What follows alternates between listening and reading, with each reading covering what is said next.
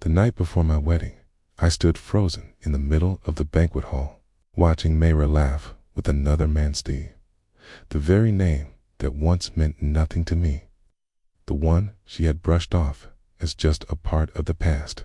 Yet, there they were. His hand grazed her arm as he leaned in, whispering something that made her eyes shine in a way I hadn't seen in months. The warmth in her smile, the familiarity in their posture, it wasn't the casual interaction of distant acquaintances. It was something else. The guests had begun to notice. The low hum of murmurs, the stolen glances, the way some of them turned toward me as if waiting for a reaction. The ring in my pocket felt heavier. The vows I had prepared suddenly seemed meaningless. This wasn't how it was supposed to be. A week ago, she promised me forever. Tonight, she was making me question whether I had ever truly known her at all. From the moment I met Mayra, I thought she was the kind of woman who could make a man believe in fate. She had this effortless charm, the kind that made people gravitate toward her. A soft laugh, eyes that held secrets, and a presence that made any room feel warmer.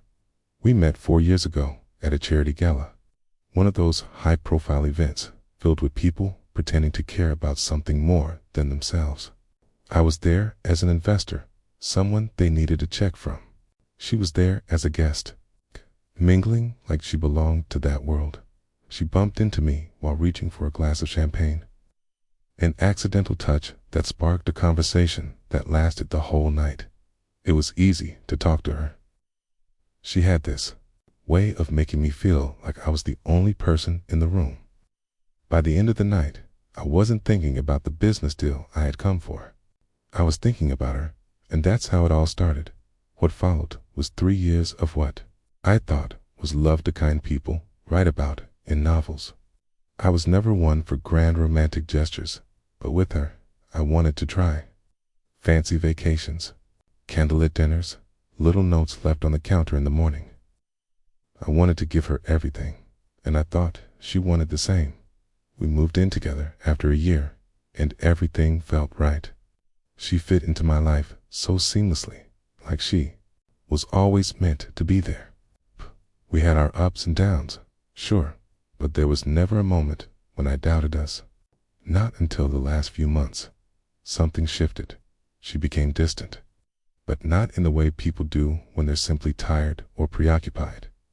It was subtle at first, fewer text messages during the day, more late nights at work, excuses that didn't quite add up but seemed harmless enough that I didn't push. I told myself I was imagining things, that she was just busy. Then came the wedding plans. That's when I should have known something was off. She wasn't excited about the details. Every decision, from the flowers to the venue, felt like a chore to her. When I asked if she was happy, she'd give me a small smile, touch my face, and tell me, "Of course I am. I love you." And I believed her. I proposed to her on a quiet evening at our favorite spot, a small cliffside restaurant overlooking the ocean. She had tears in her eyes when she said yes, and in that moment I thought we were unbreakable. But love isn't always enough, is it? Because now, standing here in this crowded banquet hall, watching her lean toward another man, I realized something I had refused to see. She had been slipping away for months, and I had been too blind to stop it. The moment Steve touched her wrist, something inside me snapped. Mayra didn't pull away. She didn't stiffen or step back. Instead, she let her fingers linger just long enough for it to look like an invitation. The same hands that had rested in mine, the same hands I was supposed to place a ring on tomorrow, were now caught in a moment that didn't belong to me. The murmurs around the banquet hall grew louder. I wasn't the only one seeing it. People who had toasted to our love just hours ago were now whispering, their gazes bouncing between me and the scene unfolding in front of them. I took a step forward, my heart hammering against my ribs. I needed an explanation. I needed to hear from hers something, anything that would make sense of what I was witnessing. But before I could reach her, she turned. Her eyes met mine, and for a split second, guilt flashed across her face. Not the guilt of someone who had been caught, but the kind that came from realizing she had let her guard down. She quickly stepped away from Steve, brushing a strand of hair behind her ear, forcing a smile as if nothing had happened. "Hey." She greeted me casually, as though she hadn't just shattered the illusion of everything we had built. "You've been talking to guests all night. Thought I lost you? Lost me?" She had no idea how ironic that was. I looked at Steve, who was still standing too close, his hands tucked into the pockets of his tailored suit. He was handsome in that effortless, wakeling cut, confident, the kind of man who knew how to command a room without trying. "So, this is Steve," I said, my voice level, controlled. I refused to let this moment turn me into the desperate fool waiting for breadcrumbs of an explanation. Mayra hesitated for a fraction of a second before nodding. "Yes, we ran into each other a few weeks ago. I told you about it, remember?" No, she didn't. She had mentioned bumping into an old friend in passing, but never once had she said his name. Never once had she mentioned that he was the friend.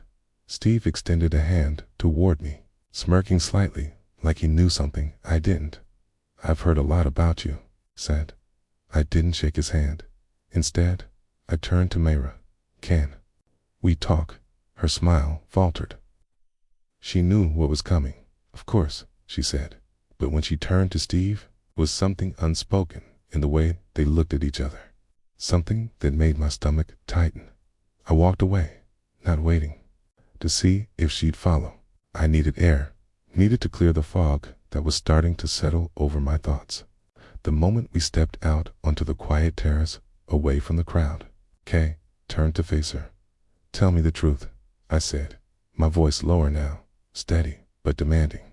"How long has he been back?" "Kay," she crossed her arms, shifting her weight from one foot to the other. "A few months." "A few months." I exhaled sharply, shaking my head. "Kay, and you didn't think that was something I should know?" "It wasn't relevant," she said quickly, but the way she avoided my gaze told me otherwise. "Not relevant." I let out a dry laugh, running a hand through my hair. "Myra, you were standing there, looking at him like I stopped myself, not wanting to say it." She swallowed hard. "Like what?" "Like I wasn't even in the room." She flinched. That was all the confirmation I needed. Silence stretched between us, thick and suffocating. Finally, she spoke, her voice barely above a whisper. "Steve was a part of my past. That's all." I stared at her, searching her face for honesty. There was something else. There's something she wasn't saying. "Hey, you don't look at someone like that if they're just a part of your past." My words came out rough, edged with something dangerously close to pain. She sighed, rubbing her temples. "This is why I didn't tell you, because I knew you'd react like this." I took a step closer. "React like what, Mayra?" "Like a man who's about to marry a woman who's clearly not over someone else." Her head snapped up, eyes wide. "That's not true." "Then tell me why you were smiling at him like that." She hesitated, and that hesitation was worse than any answer she could have given me. The truth was standing between us, unspoken but undeniable, and for the first time since I met her, I wasn't sure if I wanted to hear it. The silence between us felt like a chasm, widening with each second that passed. I could hear the distant hum of music from the banquet hall, the laughter of guests who still believed this night was a celebration. But out here, under the dim glow of terrace lights, everything felt wrong. Mayra stood before me, her lips parted as if she had something to say, yet no words came. And maybe that was worse than any confession, her silence. I wanted to believe her. I wanted to take her hand, tell myself that I was overreacting, that Steve was nothing but a ghost from her past. Poya, but the way she had looked at him, the way she had not pulled a weight, burned in my mind like an ugly truth I couldn't unsee. I clenched my jaw. "Say something, Mayra." She blinked, finally meeting my gaze. "What do you want me to say?" Her voice was barely above a whisper. I let out a bitter laugh, shaking my head. "The truth, for starters. Do you still love him?" Her breath hitched, and for the first time that night, I saw fear in her eyes. She could have said no, it would have been so simple. Instead, she hesitated. That tiny, damning hesitation. My chest tightened, my heart pounding like a warning drum. "Cat." "All I needed to know," I muttered, stepping back. "No." She reached for my arm, her touch cold against my skin. "Steve and I, we had history. But that's all it is, history. History doesn't make people look at each other the way you two did tonight." My voice was calm, too calm, considering the storm that was brewing inside me. She exhaled, sharply, her frustration evident. "You're twisting this into something it's not." I studied her, taking in every detail, the crease between her brows, the way her hands trembled slightly, the way she was avoiding looking me in the eyes. "Now, am I?" She swallowed. "Yes." I wanted to believe her. God, I needed to believe her. 'Cause if I didn't, then what was left of us? I have spent years building this relationship, convincing myself that Mara and I were meant to be, that she was the one. But now, standing here, I wasn't sure if I had been lying to myself all along. I ran a hand through my hair, exhaling heavily. I can't marry someone who isn't sure if she wants to be with me. Her head snapped up. "What are you saying?" I held her gaze, searching for something, some kind of reassurance, some kind of proof that she still chose me. But all I saw was panic. Panic. Not love, not devotion. It's fear. "I'm saying I need to know the truth before I walk down that aisle," I said, my voice hoarse. "Because if there's even a part of you that still wants him, I won't be the fool standing at the altar waiting for someone who's already gone." Her hands curled into fists. "You're being ridiculous." "No, Mara." I stepped closer, lowering my voice. "I'm being honest." Her eyes glistened, but whether it was guilt or frustration, I couldn't tell. "I love you," she whispered. It should have been enough, should have made everything okay. That for the first time, those words felt hollow. I searched her face, waiting for something, anything, to ease the ache in my chest. But all I found was uncertainty. And that was what scared me the most. The next morning, I woke up to an unfamiliar emptiness beside me. The spot where Mara should have been was cold. I sat up, my mind still fogged with the events of last night. The tension, the confrontation, the way she had whispered, "I love you," like it was meant to fix everything. But at the end single quotes, I reached for my phone, my stomach twisting as I checked my messages. Nothing from her. A sudden knock at the door made my heart lurch. I pulled it open, expecting Mara. But instead, Sandra, my best friend and one of our wedding planners, stood there, her face pale. "You need to see this," she said, pushing past me and shoving her phone into my hands. A news article filled the screen, a grainy but unmistakable picture of Mara at the airport. And beside her, Steve. My blood ran cold. To be spotted leaving the country with former flame just hours before her wedding. Escape or coincidence? The words blurred in front of me. "This has to be a mistake," I muttered, even though the image told me otherwise. Sandra crossed her arms. "Really? 'Cause it looks pretty damn clear to me." I swallowed hard. She wouldn't just leave like that. Not without saying. "Anything then? Where is she?" Sandra challenged, her voice sharp. "'Cause she sure as hell isn't here." I stared at the screen, my heart hammering.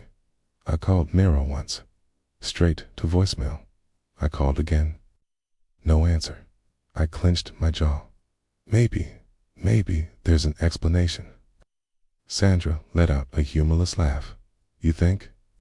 She pulled up another tab, revealing an old interview from years ago, an article about Mara and Steve when they had first dated. "Santorini was always our dream," Steve had said in the interview. "It's where we promised to run away to if life ever got too complicated." Santorini. A cold realization hit me like a wave. I had asked Mayra once where she had always dreamed of getting married. She told me she never cared about big, extravagant weddings, that the destination didn't matter as long as we were together. But that was a lie, wasn't it? Because Santorini was her dream, not with me. With him, my hands curled into fists. She hadn't just left. She had gone exactly where she always wanted to be, with Steve, and I was the fool who never saw it coming. Ringing in my ears was deafening. Taurinide. She left with him. I gripped my phone, willing myself to wake up from this nightmare, but the truth was staring me right in the face. The woman I was supposed to marry had boarded a flight with another man. The same man she had assured me was nothing but a distant memory. I barely registered Sandra's voice as she muttered curses under her breath. Pacing the room, my mind was elsewhere, stuck on the haunting image of Mayra at the airport, standing too close to Steve, her expression unreadable. I called her again. Voicemail. Again. Nothing. A lump formed in my throat, a sickening mixture of betrayal and disbelief twisting inside me. I could still hear her voice from last night, swearing she loved me. How the hell did that turn into this? Sandra stopped pacing, her arms crossed tightly. Are you still seriously trying to justify this? I exhaled sharply, running a hand through my hair. I need to hear it from her. Sandra scoffed. Oh yeah. And what exactly do you expect her to say? Sorry, babe. I just needed a quick getaway with my ex before saying I do. I clenched my jaw. I didn't need the sarcasm. I needed answers. I grabbed my suitcase from the corner of the room, my movements quick, fueled by nothing but pure adrenaline. Sandra's eyes widened. Oh, hell no. Tell me you're not actually thinking of chasing after her. I zipped up the bag and tossed it onto the bed. I need to look her in the eye and ask why. Are you insane? Sandra threw her hands up. She left you on the eve of your wedding. What else do you need? A signed confession? I turned to face her. Sandra, I've spent years loving her. I won't let this end with a damn news article. She studied me for a long moment, then shook her head. Fine, go, but don't expect some fairy tale ending. I didn't. I booked the next flight to Santorini, my mind racing with 1,000 possibilities. Maybe there was some misunderstanding. Maybe Steve had manipulated her into going. Maybe I stopped myself. No more excuses. I needed the truth. Tana was going to get it. Santorini. Greased moment. I stepped off the plane. The crisp ocean air hit me like a slap to the face. The island was beautiful, too beautiful for the hell I was walking into. I had spent the entire flight replaying everything in my head. Every sign I ignored, every moment that suddenly made sense. Her distance, the hesitation in her voice when I asked about Steve, the way she had looked at him. I gritted my teeth and checked my phone. Still no response. I hailed a cab, showing the driver the name of the resort Mayra and I had once talked about visiting together. I had no confirmation she was there, but I knew her. If she was here with Steve, there was only one place she would go. The ride felt endless. The moment the cab pulled up to the resort, my pulse spiked. I stepped out, my gaze scanning the lavish white buildings, the day, ocean stretching behind them, and then I saw her, standing on the terrace, overlooking the sea, a glass of wine in her hand. She looked relaxed, almost peaceful, as if she wasn't supposed to be marrying someone else today. A slow rage burned through me, but I forced myself to stay calm. I walked up the steps, my footsteps echoing against a stone. She turned and froze, her eyes widened in pure shock. Jason. I exhaled through my nose, my jaw tight, surprised. She quickly set down her glass, glancing around as if expecting someone to come save her. I stepped closer. You weren't even going to call me, were you? She swallowed, looking guilty now. I was going to, when? My voice was sharp. After the honeymoon, why, were you just planning to ghost me forever? She opened her mouth, but no words came. And that was all the confirmation I needed. I let out a bitter laugh. Wow, you didn't even have a plan, did you? You just ran. Her hands clenched into fists. It's not that simple, I scoffed. It's exactly that simple. You left Mayra with him. I didn't even need to say Steve's name. Way she tensed said it all. She finally met my gaze. I wasn't trying to hurt you. I shook my head, letting out a hollow laugh. That's rich. You left the country with your ex-boyfriend hours before our wedding, and you weren't trying to hurt me. She flinched. I just needed time to think. To think, I repeated, my voice deadly quiet. You had years to think, Mayra. Tears welled in her eyes, but I refused to let them sway me. You should have just told me the truth, I muttered, my voice raw. Instead, you ran away like a coward. Her face crumpled. I didn't mean for it to happen this way. I stared at her, the love I once had, twisting into something unrecognizable. I had crossed an ocean for answers, but now I realized don't need them anymore. I already knew the truth. She had never really been mine. Mayra stood there, silent as the ocean breeze rustled through her hair. The same woman I had once built. My future around now felt like a stranger. I had come here for answers, but standing before her, I realized I didn't need them. Not anymore. I exhaled, stepping back, my heart slowing to something cold. Something final. You could have just told me, I said, my voice steady now, no longer raw with pain. You didn't have to lie. You didn't have to pretend. She bit her lip, her hands trembling. I wasn't pretending. I let out a humorless laugh. Mayra, if you weren't pretending, you wouldn't be here right now. Her eyes glistened, but I didn't care anymore. I had spent years loving her, trusting her, choosing her, and this was what I got in return. A broken engagement. A ticket to Santorini that was never meant for me. A woman who had been slipping away long before she finally ran. I could feel her watching me, waiting for me to say something, to yell, to beg, to fight. But I was done fighting for someone who had already chosen to leave. I pulled the ring from my pocket, the same one I had spent months choosing. The one I had once imagined slipping onto her finger with shaky hands and a full heart. Now, it was nothing more than a reminder of how blind I had been. I turned it in my fingers before tossing it onto the terrace table between us. The soft clink as it hit the glass surface was deafening. Her breath hitched. I won't be the guy who begs you to stay, said voice, calm, controlled.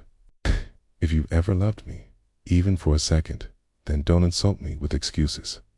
Just admit it, Mayra. Admit that you wanted to leave, that you chose him. Tears slipped down her cheeks, but she still didn't say a word. That was all the confirmation I needed. I nodded, stepping back once more. Goodbye, Mayra, okay? And this time, I was the one who walked away. I left Santorini that same night. The flight back was quiet, suffocating, but I didn't let myself dwell on it. There was no point. By the time I landed, my name was already being dragged through the media. Groom left at the altar, runs away with ex. Jason's wedding. Cancelled. Was it all a lie? Jason speaks out. I wished them the best. I ignored every headline, every call from journalists who wanted a statement. I had nothing left to say. But Sandra, she had plenty. The moment I stepped out of the airport, she was waiting for me, arms crossed, phone in hand. So, you get your closure. I let out a breath. I got what I needed. She eyed me carefully, and I'm done. She studied my face for a moment before nodding. Good. Then she glanced at her phone and smirked. Oh, by the way, you might want to check your social media. I frowned, pulling out my phone. The second I opened the news, my eyes widened. Steve dumps Mayra in Santorini niches. then played. I stared at the headline for a long second before letting out a disbelieving laugh. "You're kidding?" "Nope," Sandra said, grinning as she scrolled. Apparently, Steve took off after 2 days. People saw him cozying up to another woman at a club in Mykonos. Mara was left alone in Santorini, and now the media's having a field day with it. I shook my head. Poetic justice. Sandra raised an eyebrow. Feel bad for her? I thought about it, about the years I had spent loving her, about the way she had thrown it all away for something that never lasted. Then I looked at Sandra, at the way she had stood by me through it all, never once wavering. And for the first time in weeks, I smiled. "No," I said simply, "I don't." And just like that, I was free.